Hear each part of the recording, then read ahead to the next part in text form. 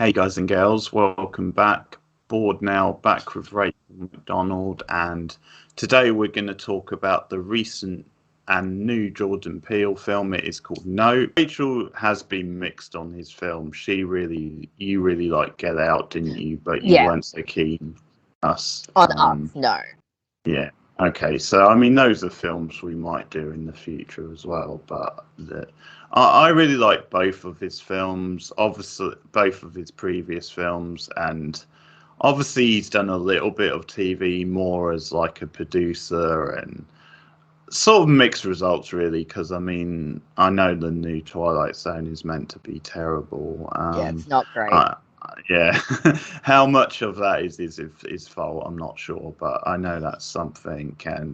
But on the other hand, he did produce Lovecraft Country, which is absolutely awesome. I think I love Lovecraft Country. Quite a lot of mystery going into this. You know, the trailers were really vague and didn't really give a lot away.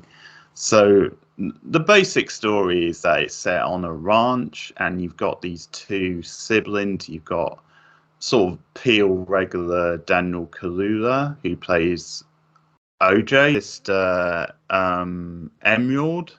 Emerald, Played, yes. Yeah, played by Keke Palmer. Mm. And they run a ranch, and they provide horses for like things like movies or TV shows or whatever the case, for the entertainment industry. And a big part of the plot is that they lost their father. He was killed previously. We see that in a flashback, and so he left the ranch to them. And there's a bit of a vibe where she's a bit more of the brash sort of casual one who sort of likes to entertain a bit more. She's got a very fast-paced sort of way of talking, but there's sort of a thing really where the impression is that she doesn't care as much about him, is a bit more like carefree, but in some ways she's a little bit more popular just because he does all the hard work, and she's like more the flash UFO. Want to try and get it on film, partly because they realize they can make a lot of money through getting this footage through what they call in the movie the perfect shot. The Oprah shot. The Oprah shot, yeah. I mean, that was a good line. That was out of the gags in the movie. I thought that was one of the best gags. But yeah, they call it the Oprah shot at one point. So it becomes this whole thing where of them, the mystery of the film, is it really a UFO, and them trying then to sort of get it under control and trying to get the shot. Yen plays like a sort of an old-fashioned rodeo carnival entertainer who, there's a backstory with him, runs this sort of rodeo carnival style show with his wife.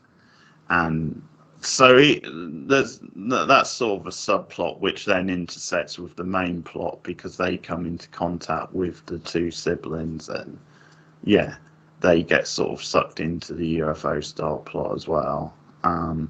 Okay, so what I'm going to do is, because the movie's called Nope, I'm going to ask you to give a one-word answer whether you liked it. So you're either going to say yep or you're going to say nope, and I'll do the same.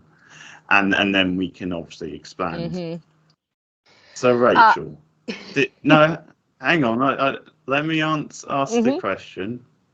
Did you like Nope? Nope. No, that's the name of the movie. I'm asking you a question. And that's why I wanted to do it. You just wanted to do that because you knew what my answer would be. I was pretty sure on this. Well, let me ask it back to you, Keith. Did you like Nope? Nope. Oh, see, now we're just getting with confused. A heavy heart. We just keep repeating the title of the movie back and forth. Okay, so we're actually on the same page about this. That's interesting. Because we don't always agree. Yeah. What were your issues with the movie? Let's start from the top. What were your overall thoughts? Why didn't you like this? We'll do issues like what I thought overall, and then we can get into some of the themes of the film and certain developments. So I thought as a film it was a bit of a mess. I thought it couldn't really decide what it wanted to be. Agree. At times it felt like a bit of a satire about like fame and stuff. Yes. And once again, there's racial stuff in there. But at other times it wanted to be full-blown sci-fi type thing, like maybe a little bit of horror spectacle. Yeah. And at time, you know, it's like it was going for comedic stuff because obviously Peele comes from a comic background, and I would say out of his 3 films, this was the one that was attempting to be a comedy the most, because there was definitely comedy in the others, but they felt like they were more worked into a genre type plot. And they were a different sort of comedy. This was the one where it actually felt a bit more like gag-driven sort of comedy, which obviously, considering the sort of film it is at times, you know, that was sort of an odd sort of balance, which I don't think they ever quite got right. No. Because one example of, like, in Us, of actually a really good comedy, but of something which works in the film, is, you know, that scene where, like, she's about to get killed and she tries to get Alexa to call the police. Yes, call the police. It's like, know, Alexa, the fuck the police. Yeah. That legitimately makes me laugh. That was good. Yeah, see, we're laughing at it now, just recollecting. Yeah. Yeah, that just felt, and that's so relatable, because that you can imagine that happening, sort of thing. Yeah. That was so good. But but this is the film actually where his comedy background comes into it more than his others, and a lot of it I just didn't find that funny. I thought there was a lot of lazy, like, gags and dialogue, a lot of quite on the nose style lines.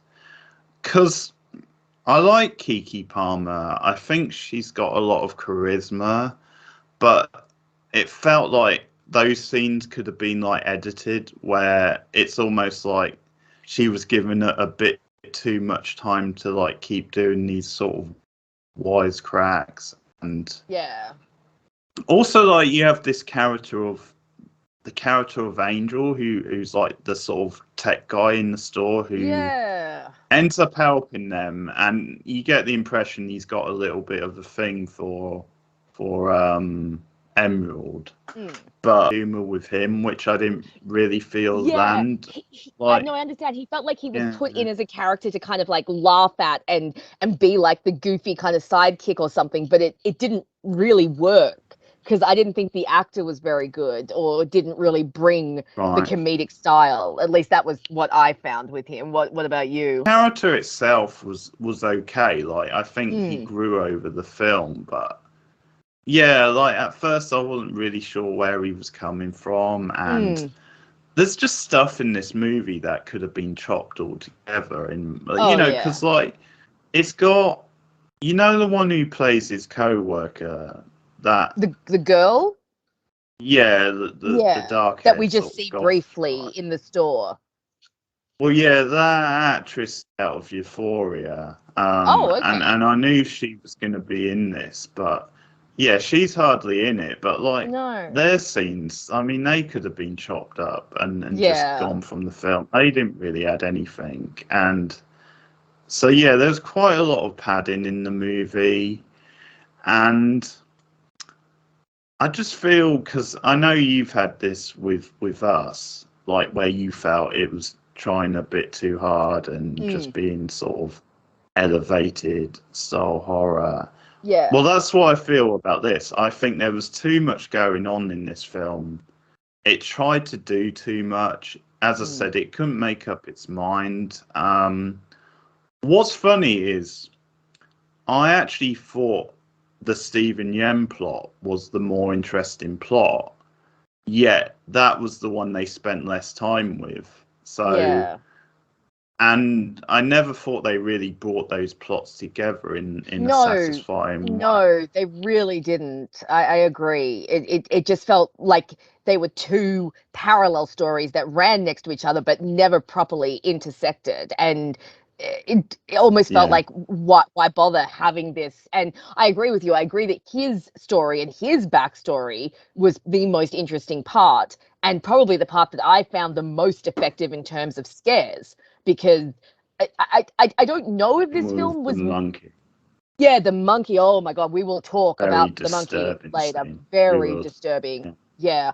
But it's really funny that you say that, like, this film was trying to do so much, because one of my issues with the film was, even though it was trying to do all these things, I also kind of simultaneously felt like nothing was happening. Like, there were whole portions of this film where I was like, nothing is happening in these scenes. Like, so literally. So slow, like so many of the things. And, you know, I'm always here for a good slow moving movie. I love a good slow burn, but you still need to keep the audience engaged. And this, to me, did not engage me at all, because it just seemed like we were just kind of drifting from scene to scene. You know, there was no purpose, there was no sense of urgency, there was no sense of climax. You know, it just felt like the movie just kind of bobbed along. You know what I'm saying? Like, No, I agree. And on a technical level, why was this movie so dark? I couldn't see anything half the time. Like, Jordan Peele, man. Really? Yeah, I didn't have that problem. I couldn't see half the time. I couldn't understand the dialogue half the time because they kept mumbling, and you don't have subtitles at the cinema. And so I was, I guess that didn't bother me. I find, I think Daniel Kaluuya. I think he's a great actor. He just plays that role so well. So he's very good at speaking volumes without actually saying any dialogue. I think he has a very expressive face, and I think him and the girl who played his sister were maybe like the two strongest aspects of the film, because they both gave, good performances, but their performances were put in a film that didn't really warrant it. They were giving it their all, but the movie didn't really match the standard of acting, if you know what I mean. It was just really blah, like really blah. Yeah, and I agree. Even when I was watching Us, for example, which I didn't love that much, I was still very engaged with the story. It moved well. It had a lot of action. It had a lot of things going on. And obviously Get Out is like a masterpiece in like suspense and horror, and it's so good. And I'm just wondering, I'm like, is Peele a bit of a one-trick pony? Like, did he just start so high with Get Out that now he just can't seem to like get back to that high? I don't know. And I definitely agree with you with this one was definitely trying a little too hard, but it was trying so hard that I think that some of the themes got lost. Like, we sat there at the end of the movie, my sister and Stephen and I, and both Stephen and my sister turned to me, because I'm usually the movie buff, and they're like, okay, explain this movie to us. And I was like, I don't know what's going on. So, I don't think that the themes came through that clearly. I don't think that, the underlying message came through that clearly. And like I said, it was 2 hours of just like nothing happening. Quite repetitive, because they're just as I said, they're jumping around, and you'll have like at least 2 scenes with Angel in the store, which you don't really need, because nothing that important is happening. And I think one way I sort of put it is then sort of the beauty of like Get Out is then it makes a political point, and it makes it in a very strong way, but it never loses sense of it actually being a movie, of it being a horror sort of satire, whatever you want to call it.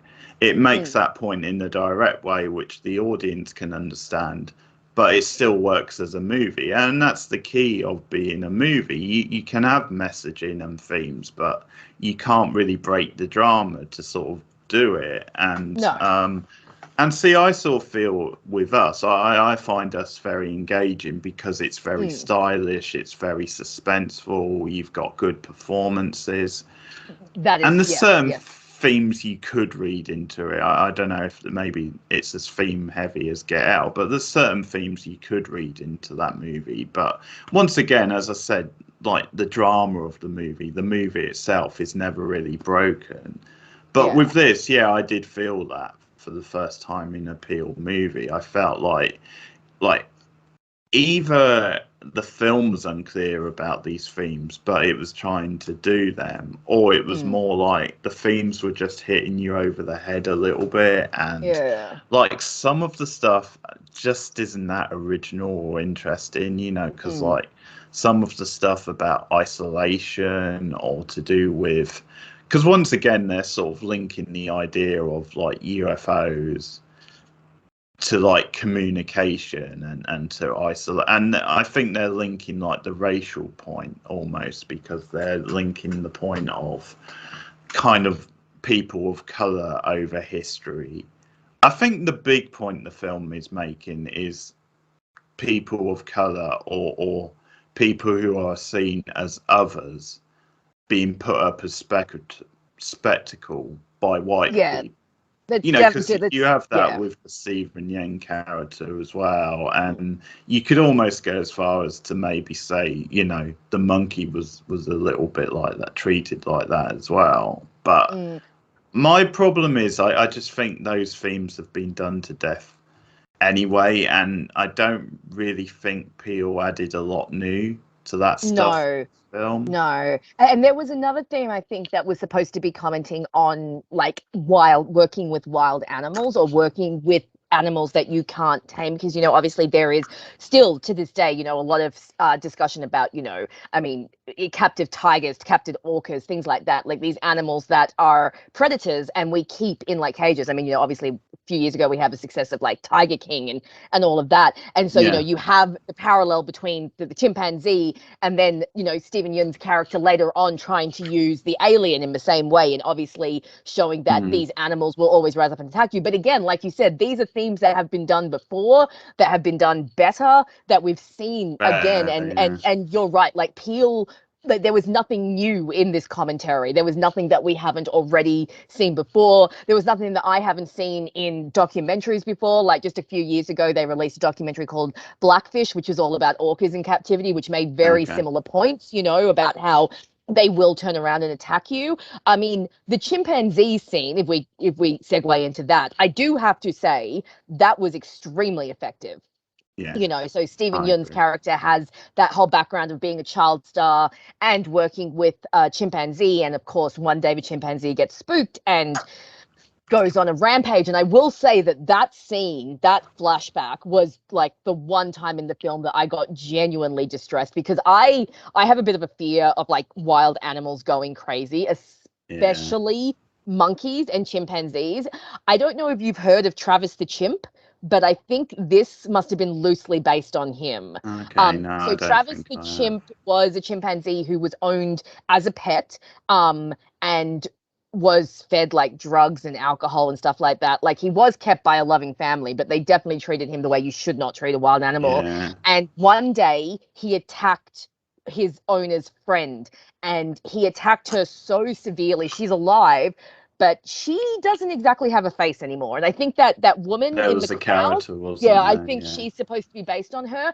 And this chimp, like completely, like, oh my god, the people who worked on her, like they had to have counseling afterwards. And I've heard audio of the 911 call, which is horrifying.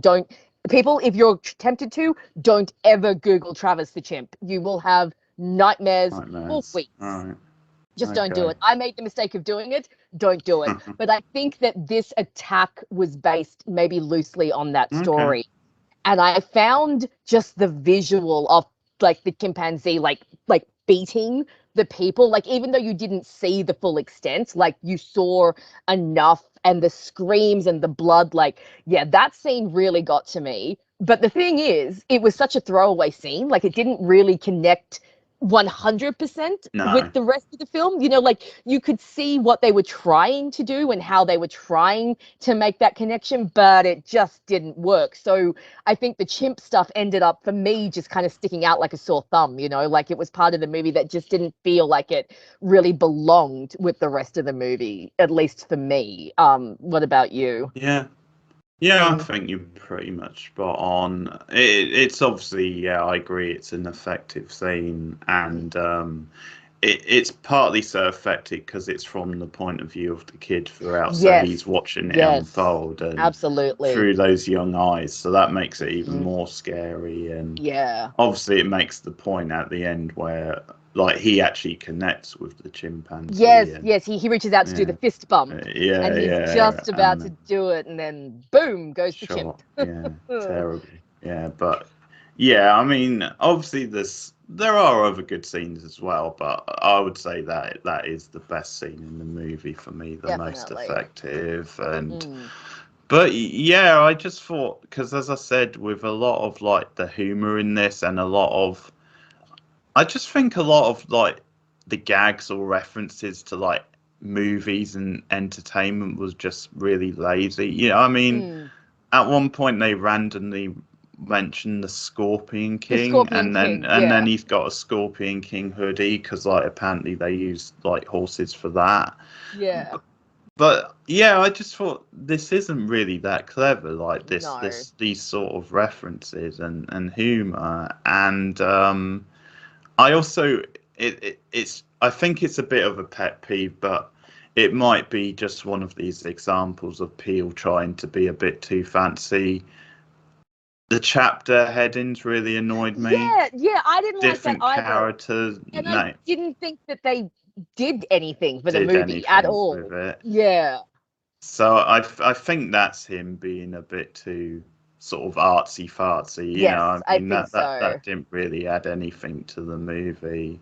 And the movie, I mean, because I saw it with Mum, and she said this, and it jumped about a lot. It jumped about too much, really. Scenes went for too long. I think some of the sequences, like you said, it really could have been edited down. Like the whole climax where they're trying to film the thing, and then they're stuck in the house, and then there's this, and it just goes for so long, and you're just like, come on, what is happening? Why are we just sitting here watching this guy sit in his truck? Although that being said, one of the humor moments I did like was when Daniel Kaluuya's character's in his truck, and he opens the door and he looks up and he's just like, nope, and then he just shuts his I thought that was good because that was like a nice little understated. But no, I just found like even the climax of the film just went for so long, and it just, I mean, there were some things that I thought were kind of clever. Like I did like that Angel wrapped himself in barbed wire so that the entity would spit him back out. I thought that was clever.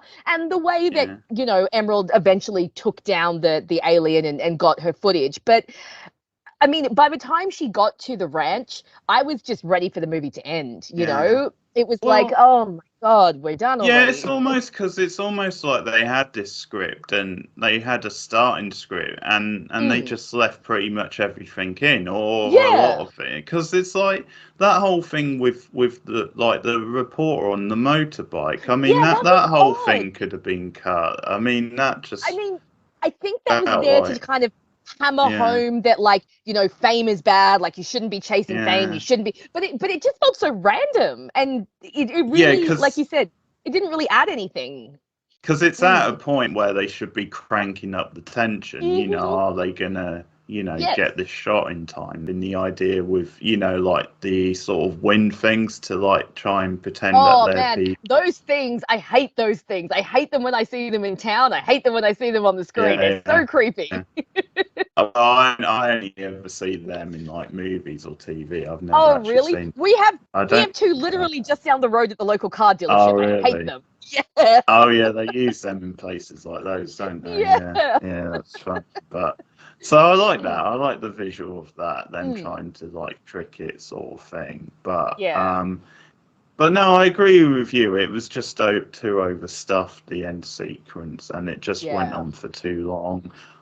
Also, I thought there was too many characters by the end. Like, I don't think you really needed 4 sort of main characters in the. I mean, because you've got this camera guy, Michael Wincott, who they bring in. The random director that they bring in with the unforgettable voice, and I think. And he really talks like that. Apparently, he's known for his voice, and he's a good actor. He's a bit of a character actor. He normally plays villains in movies, like he was in Prince of Thieves. Yeah. He was in like one of the Alien movies. He Oh, was okay. in. But yeah, he tends to play villain because then there was this whole thing over whether you could trust him or not. Yes, But yes, that's true. maybe. And I mean, as I said, I like the actor, but it just felt like you didn't need four of them there because in a way, like it started off with Angel being the sort of tech savvy type one. Yeah, we just So needed in a him. way, quite similar sort of roles. Yeah, So definitely. Mm. yeah, I Yeah, no, thought. he did seem a bit superfluous by the end of it. Although that being said, who knew that one-eyed purple people eater could sound so sinister? We knew that. So that was interesting. But no, I agree. Like having him, and then he just got eaten anyway. So Yeah, it's like he didn't really serve any purpose because he and his camera got swallowed up by the aliens. So yeah. what was the point? Yeah. No, I definitely, and which is really funny because like it's not a big cast anyway. So to say that it's overstuffed, I think really shows like the flaws of the film and how it just didn't come together. Because if we're saying four characters are too many, Well, that yeah. yeah, at the end, and I think what they should have done is they should have made a choice, either him or Angel, but not Yes, I both. agree. And I Hmm. probably would have went with him just because I prefer the actor, and you know Yeah. he has this edge to him, so I think he was a more interesting character. Yeah, I agree. Yeah, I think Angel stood out too much as just a comic relief style Yeah. character. So Mm. He didn't really have any characterization or anything like no, beyond like he has a crush on this chick who he obviously has no chance with because I'm pretty sure she's a lesbian. So it's like it yeah, didn't really go anywhere. So yeah, his character, I think Angel, I'm with you. I think if you had to remove one from the climax, it would be Angel because yeah, at least the yeah, other guy, like you said, he's interesting. His characters, his actors at yeah. least interesting, and yeah, it just felt overstuffed by the end in both plot and characters. And like I said, it's so funny because we keep saying about how it's overstuffed, but at the same time, I keep coming back to this feeling of nothing is happening because that's pretty much how I felt the whole movie. Like, Editing is an underrated art in movies. definitely. You know, a good editor goes a long way to having a good movie. This movie is like 2 hours, 10 minutes, and I would Yeah. say you could have lost at least 15, 20 minutes Mm-hmm. from this film. And like the UFO and visually, did that work for you? I Or mean, yeah, it looked good. I mean, I mm, couldn't really complain about anything, but I also wasn't blown away by the design of the alien. I mean, maybe they wanted to keep it simple because the point really wasn't the alien. The point was that yeah. they were trying to capture it and what it was doing to their town and stuff like that. But I mean, it looked fine. But it didn't blow me away. Motion keeps it quite simple and just makes Yeah. it look like maybe it's going to be this UFO sort of mystery. I needed to either be a UFO type film and expand on that, or it needed to be more like the satire type thing. Yeah. It never really brought the two together. And No, it didn't. because of that, it felt like an uneasy mix. And Mm. once again, this could be like Peel just being a bit too clever, like trying to, Yeah. because it's like, well, if you want to do like a classic like UFO style B movie, there's nothing wrong with that. I mean, just run No. with it. You know, that can Yeah. work perfectly good because, Mm. you know, visually Peele's a good director, and Yes, he is. for the most part, there's one or two things. I agree with you. At times, there's one or two things that were a bit odd visually, but generally to look at, I mean, that's why I would say maybe see this one in the cinema because the landscape is really beautiful, and also a lot of the shots of like the night sky, and obviously some spectacular stuff in the back half of the film into the corner, because sometimes people watching the film will then expect then there's going to be this crazy sort of reveal, and Yeah. obviously there never was really. Other films, there's some good music, there's some good use of music. Idea actually about the title of the film, Mm. because obviously he tends to stick to really basic titles, and it did annoy me a bit when they said the title as much as they did, but Yeah. it was a bit lazy. But one thing I think he was trying to do with that is I think he was being quite meta. He was almost commenting on how people make too much about movie titles, what do they mean sort of thing. Yeah. And I sort of had this thing thinking about it, because once again, one of the great things about Get Out as a title is it just sums the movie up so succinctly. It really does. Yeah. But it's a simple title, but it sort of sums up what the movie is. And I don't think they even say it in the movie. They might have said it once, maybe, but once. I think yeah, one of the Taken people says it when Daniel's character has broken them out briefly. You hear it, but again, it's just once, so it's very effective. Because it's only one title drop. Yeah, and I think the same with Us. I think Us is a good sort of succinct title for that movie. But in this case, I think that's what he might have been doing. I think it was maybe almost his comment on how people overthink movie titles and what do they mean.